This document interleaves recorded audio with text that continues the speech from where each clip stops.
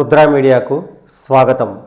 Nagar Kurnool assembly నియోజకవర్గంలో assembly ఎన్నికలు జరిగి 2 ఏళ్ళు గడిచినప్పటికీ కాంగ్రెస్ పార్టీ పుంజుకోకపోవడం, బీఆర్ఎస్ పార్టీ తగ్గకపోవడం, వన్నె తగ్గకపోవడం రాజకీయ వర్గాల్లో చర్చనీయాంశంగా మారింది.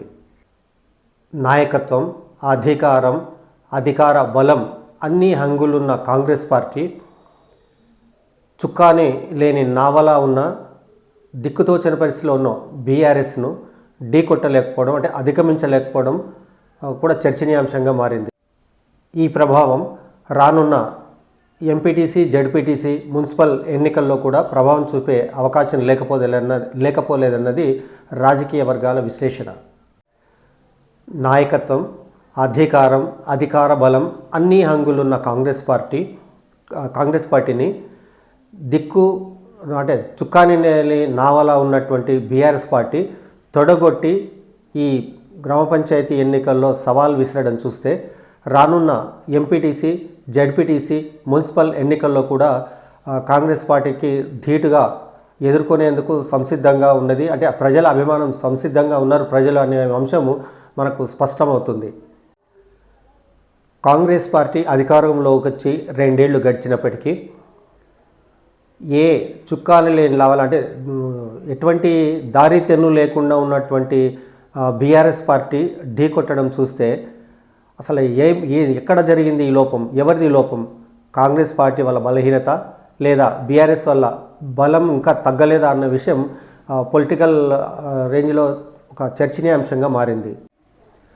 ఈ విషయంలో ప్రభుత్వ పాలన నెగిటివిటీ ఎంత ఉంది, స్థానిక నేతల వైఫల్యాలు ఏంటి అన్న విషయం కూడా ఈ సందర్భంగా చర్చనీయాంశంగా మారింది.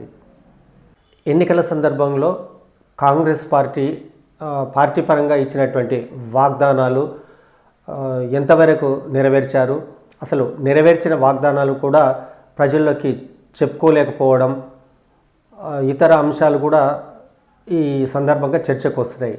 ముఖ్యంగా అమలు కాని వాగ్దానాలు తప్పకుండా ఈ ప్రభుత్వం అమలు చేస్తుందన్న విశ్వాసం ప్రజల్లో కల్పించడంలో కూడా ప్రభుత్వం విఫలమైందన్న భావన కూడా సర్వత్రా వ్యక్తమవుతుంది.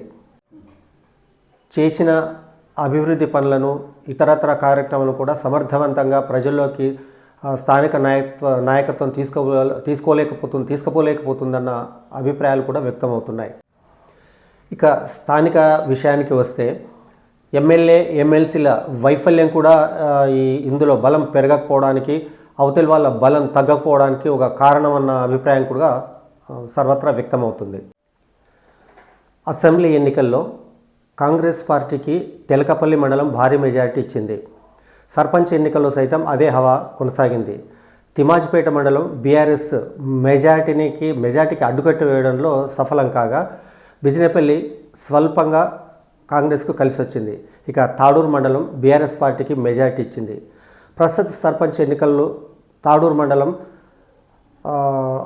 పరిస్థితి అదే విధంగా ఉంది. తాడూరు మండలంలో 24 గ్రామ పంచాయతీలకు గాను కాంగ్రెస్ 10, బీఆర్ఎస్ 10, సిపిఐ 1, ఇండిపెండెంటు 3 గెలుపొందారు.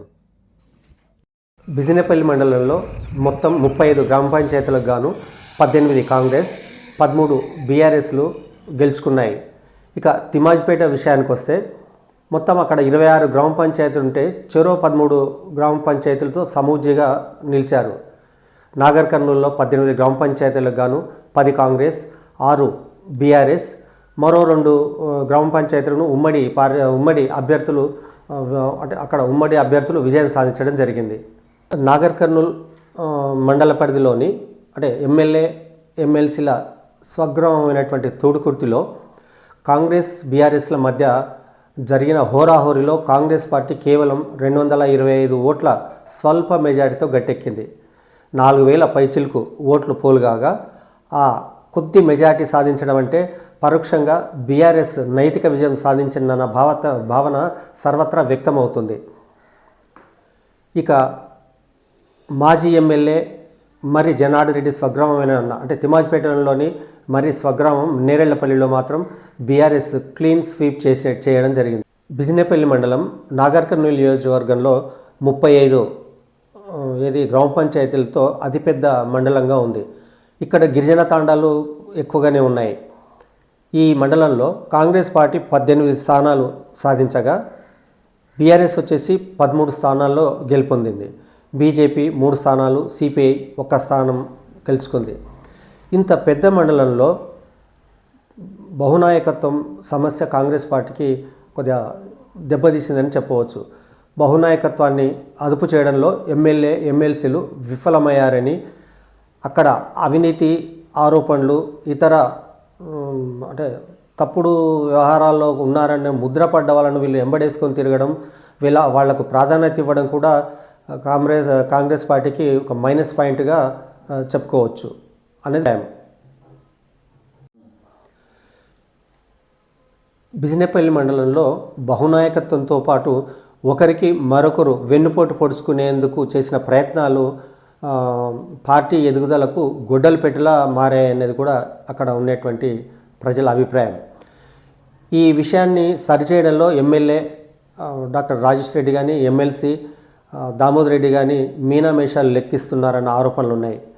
ఈ మండలంలో పెద్ద గ్రామాలు అదేవిధంగా రాజకీయ చైతన్యం కలిగినటువంటి గ్రామాలు, గతంలో కాంగ్రెస్ పార్టీకి గట్టి పట్టి ఉన్న గ్రామాలు సైతం బీఆర్ఎస్ బీజేపీ కావడం కాంగ్రెస్ నేతల వైఫల్యానికి నిదర్శనంగా చెప్పుకుంటున్నారు.